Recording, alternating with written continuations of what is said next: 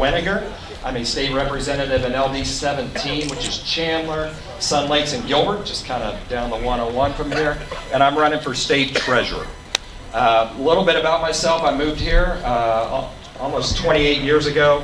I'm a small businessman. I opened up restaurants 27 years ago that are still going. A place called Dilly's Deli, which is in Tempe, and a place called Floridino's Pizza and Pasta in Chandler.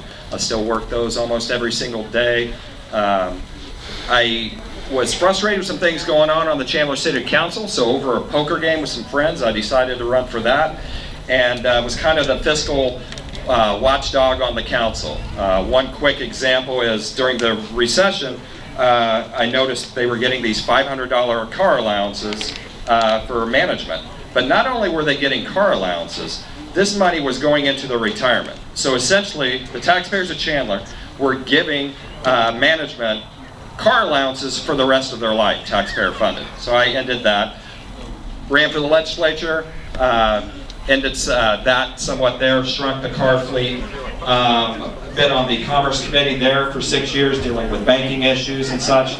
And that leads me to treasurer. I think my experience as a small businessman, managing 80 to 100 employees for the last 20, 25 years, combined with the budgets and everything coming through the Commerce Committee, makes me uniquely qualified for that. Now, the number one thing that the state treasurer needs to do is guard your money.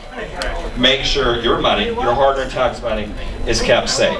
There are some other things that they can do. If you saw recently, Kimberly Yee enforced a law that we passed in 2016 that said if a company boycotted Israel, well, we're going to boycott them, and we're not going to do any investments with them. And that's what Kimberly Yee did following our law. And there's other things that I would definitely look into. Who has heard of this $600 IRS nonsense where we're going to look into your bank account? Yes. If I was state treasurer, I would be pushing back against that, talking to the Attorney General, doing everything I could to make sure that that doesn't happen.